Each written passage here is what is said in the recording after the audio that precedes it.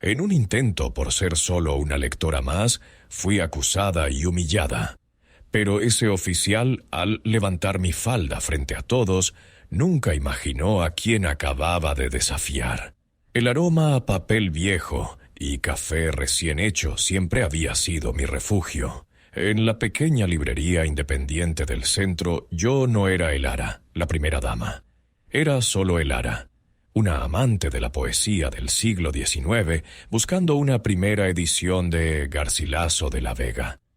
Llevaba un vestido de verano sencillo, de lino azul, y mi cabello estaba recogido en un moño suelto. Me sentía anónima, libre. Era un lujo que rara vez podía permitirme. Estaba de rodillas, examinando la estantería más baja de la sección de clásicos, cuando una sombra se cernió sobre mí. Levanté la vista y me encontré con 2 pares de botas de policía negras y relucientes. 2 oficiales me miraban desde arriba. Uno, más joven, parecía nervioso, casi avergonzado. El otro, un hombre corpulento de unos 50 años, con una mandíbula apretada y ojos pequeños y fríos, me observaba con un desdén apenas disimulado. Tenía una placa con el nombre Miller clavada en el pecho. «Señora», dijo Miller, y su voz era como grava. «¿Podría ponerse de pie, por favor?» Me levanté lentamente, quitándome el polvo imaginario del vestido. El silencio se había apoderado de la tienda. Los otros clientes fingían leer, pero sentía sus miradas clavadas en mi espalda. «¿Hay algún problema, oficial?», pregunté manteniendo mi voz calmada y uniforme. Años de vida pública me habían enseñado a construir un muro de serenidad, sin importar la tormenta que se desatara en mi interior. «Hemos recibido un aviso sobre un robo en esta tienda», continuó Miller sin apartar sus ojos de mi bolso de mano. «Una mujer que coincide con su descripción ha sido vista escondiendo mercancía». La acusación me golpeó como una bofetada. Miré mi vestido, mi bolso de diseñador, mis sencillas sandalias de cuero. ¿Mi descripción? ¿Qué quería decir? ¿Una mujer negra? La ira caliente y afilada comenzó a burbujear bajo mi calma forzada.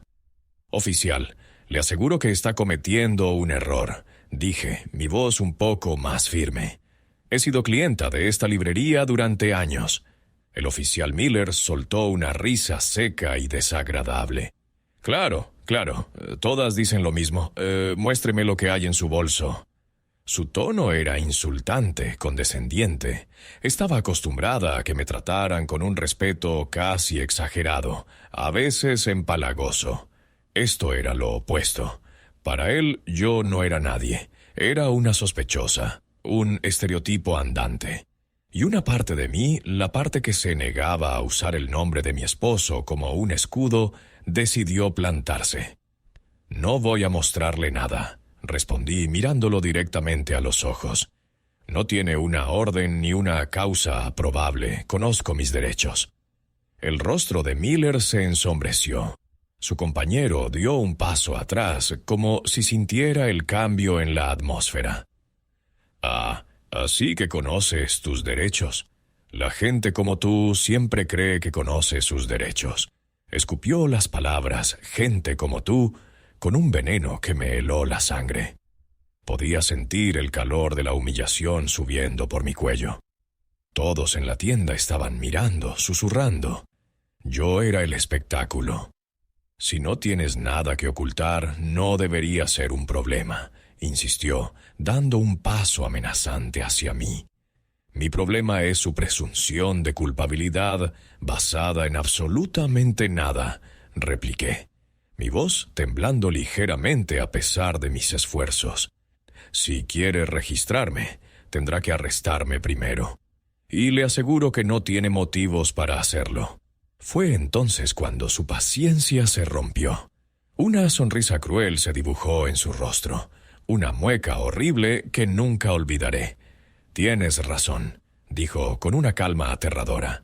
«No tengo por qué mirar en tu bolso». Sus ojos bajaron por mi cuerpo, deteniéndose en el dobladillo de mi vestido. A veces ustedes son más creativas. Antes de que pudiera procesar sus palabras, antes de que pudiera reaccionar o gritar, su mano se movió con una rapidez repugnante. No fue a mi bolso, fue a mi vestido. Con un tirón brusco y violento, el oficial Miller levantó mi falda hasta la cintura, exponiéndome ante toda la librería. El tiempo pareció detenerse. Se escuchó un jadeo colectivo. Sentí el aire frío en mi piel, pero más frío aún era el hielo de la violación, de la humillación pública. Me quedé paralizada, con los ojos abiertos de par en par, incapaz de creer lo que acababa de suceder. Él miró debajo de la tela, una expresión de triunfo retorciendo sus facciones. «Vaya, vaya, parece que no hay nada por aquí», dijo con sorna, dejando caer la falda con desprecio. Luego me miró esperando mi reacción. Esperaba lágrimas, gritos, histeria. Pero no le di nada de eso. En el silencio sepulcral de la tienda, una calma gélida se apoderó de mí. Lentamente, metódicamente, levanté la barbilla y fijé mis ojos en su placa. Leí el nombre en voz alta, mi voz resonando clara y cortante en el silencio. Oficial Miller. Hice una pausa, asegurándome de que tuviera toda mi atención. Él me miró, una sombra de incertidumbre cruzando por primera vez sus ojos arrogantes.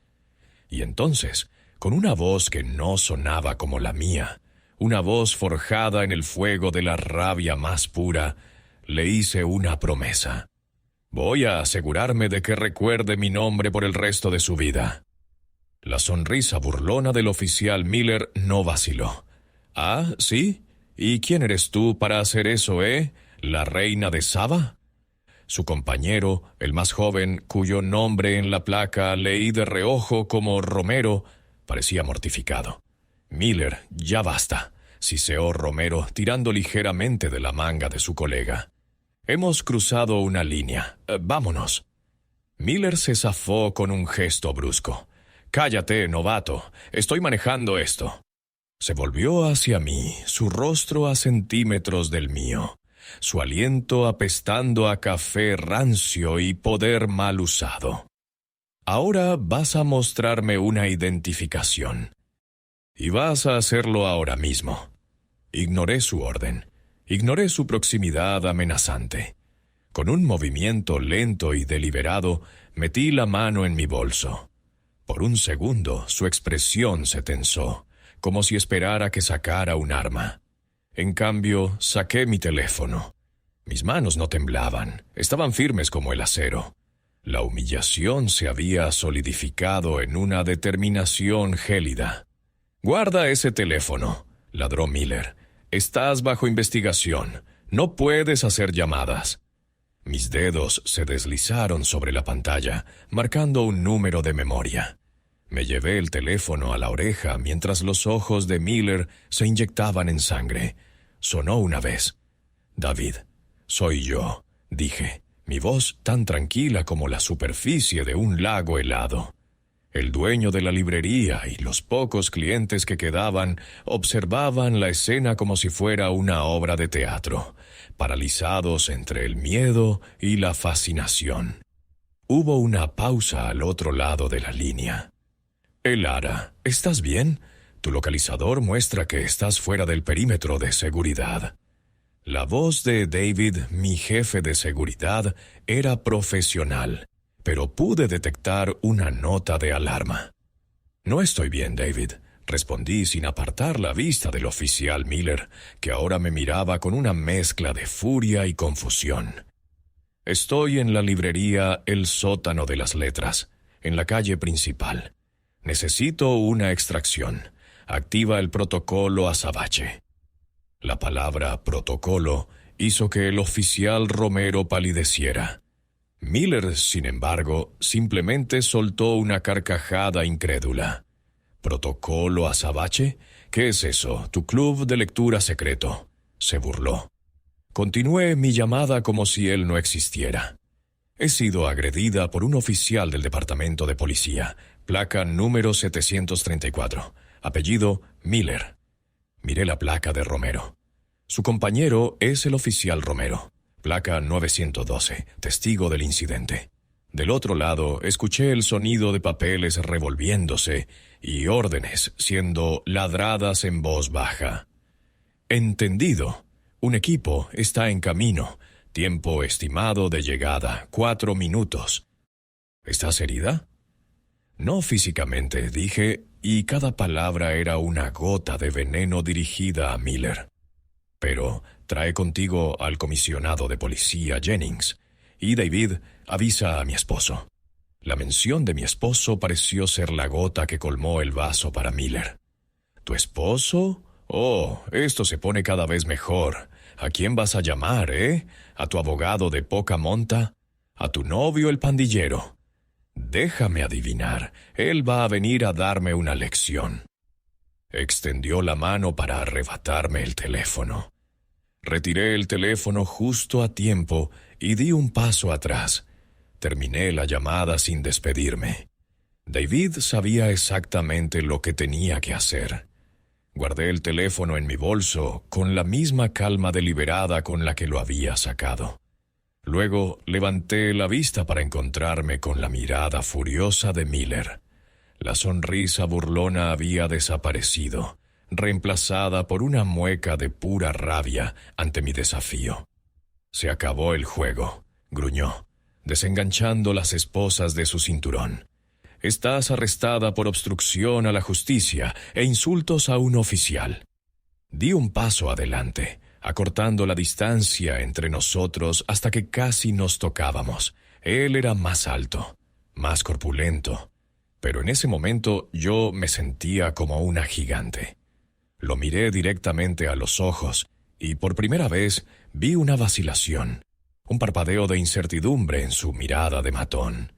«Usted no va a arrestarme, oficial Miller», le dije en un susurro que cortaba el aire. «Usted va a quedarse aquí. Va a esperar y va a rezar a cualquier dios en el que crea, porque las personas que vienen por mí no son tan pacientes como yo». Fue entonces cuando lo oímos. Al principio era un sonido débil, casi imperceptible en el bullicio de la ciudad, un lamento lejano. Pero crecía rápidamente, multiplicándose. No era el sonido de una sola sirena, eran 2, luego 4, luego un coro ensordecedor de sirenas y el inconfundible sonido rítmico de las hélices de un helicóptero acercándose a toda velocidad. La expresión de Miller se transformó. La ira se evaporó, reemplazada por una confusión que se convertía lentamente en una mueca de pánico. Miró a Romero, luego a la puerta, y finalmente a mí. El color desapareció de su rostro cuando se dio cuenta de que el sonido no se dirigía a un lugar cercano. Se dirigía directamente hacia nosotros. Los neumáticos chirriaron sobre el asfalto. Las luces rojas y azules de los coches de policía inundaron la librería, pintando las estanterías con destellos intermitentes y caóticos. A través del escaparate vi cómo varios vehículos negros sin distintivos bloqueaban la calle. Hombres con trajes oscuros y auriculares salieron de ellos con una eficiencia letal, asegurando el perímetro. El oficial Miller parecía una estatua de sal, con la boca abierta y los ojos fijos en la escena que se desarrollaba, incapaz de procesar la escala de la respuesta. El helicóptero ahora flotaba directamente sobre nosotros, su estruendo ahogando cualquier otro sonido. La puerta de la librería se abrió de golpe. El primero en entrar fue David, mi jefe de seguridad, un hombre imponente cuya calma habitual había sido reemplazada por una furia helada. Sus ojos me encontraron, me escanearon de pies a cabeza en una fracción de segundo en busca de heridas, y luego se posaron en Miller. Fue una mirada que prometía un mundo de dolor. Detrás de él entró el comisionado de policía Jennings, con el rostro pálido y sudoroso, ajustándose la corbata como si le estuviera ahogando. «Señora», dijo Jennings, con la voz entrecortada por el pánico, «por favor, acepte mis más sinceras y profundas disculpas. No tengo idea de qué». Miller lo miró fijamente, la palabra «señora» flotando en el aire como una anomalía. La confusión en su rostro era casi cómica. Aún no lo entendía. Todavía no había conectado los puntos. Pero entonces una tercera figura apareció en el umbral, eclipsando a las demás. No llevaba uniforme ni traje de agente secreto. Llevaba el peso del Estado sobre sus hombros. Thomas, mi esposo. El gobernador Thomas Reyes. Sus ojos, normalmente cálidos y llenos de humor, eran dos esquirlas de hielo. Ignoró por completo a Jennings y a David. Su mirada se clavó en la mía, buscando la verdad de lo que había sucedido en una fracción de segundo. Vi la comprensión, seguida de una rabia tan profunda y silenciosa que era más aterradora que cualquier grito. Luego, lentamente, sus ojos se movieron hacia el hombre que estaba de pie a menos de 1 metro de mí, hacia el oficial Miller. Fue en ese instante cuando la mente de Miller finalmente funcionó. Vi el reconocimiento en sus ojos, las fotos en las noticias, los discursos en la televisión, los retratos oficiales. La sangre abandonó su rostro tan rápidamente que pareció que iba a desmayarse. Sus rodillas parecieron doblarse. El hombre que momentos antes había sido un matón engreído, rebosante de poder prestado, se había encogido hasta convertirse en una figura patética y aterrorizada. Thomas no dijo una palabra. No necesitaba hacerlo. Se acercó a mí, me puso una mano en el brazo y me apartó suavemente de Miller, como si me estuviera sacando de la zona de una explosión. Luego se volvió hacia el comisionado Jennings. Su voz, cuando habló, fue terriblemente baja y controlada. «Comisionado», dijo, y la palabra sonó como una sentencia. Pero antes de que pudiera continuar, levanté una mano. «Yo me encargo, Thomas». Todos en la sala me miraron. Di un paso adelante, volviendo a colocarme frente al tembloroso oficial Miller. Ya no sentía rabia, solo un vacío frío y una resolución de hierro. Lo miré a los ojos, asegurándome de que me escuchara, de que cada palabra se grabara a fuego en su memoria. Le dije que se aseguraría de recordar mi nombre. Dije con una claridad cristalina: «Soy Elara Reyes». Dejé que el nombre hiciera efecto. «Y usted, oficial Miller, acaba de levantarle la falda a la esposa del gobernador». Me volví hacia el comisionado Jennings, que parecía a punto de sufrir un infarto. «Comisionado, quiero su placa, su arma, y quiero que sea procesado con todo el peso de la ley. Por agresión, por abuso de poder, por perjurio, si intenta mentir sobre esto». Mi mirada se desvió hacia el joven oficial Romero, que había permanecido en silencio y horrorizado todo el tiempo. Y asegúrese de que el oficial Romero reciba una mención por su integridad. Él intentó detenerlo. Jennings asintió frenéticamente. «Sí, señora gobernadora, por supuesto. Inmediatamente». Hizo una seña a 2 de sus propios oficiales de alto rango que habían entrado con él. «Quítele su arma y su placa. Espósenlo». Miller no se resistió. Parecía completamente roto. Mientras sus propios colegas le quitaban la placa del pecho y lo esposaban, sus ojos encontraron los míos por última vez. No había desafío en ellos, ni ira. Solo la comprensión hueca y absoluta de que su vida, tal como la conocía, había terminado.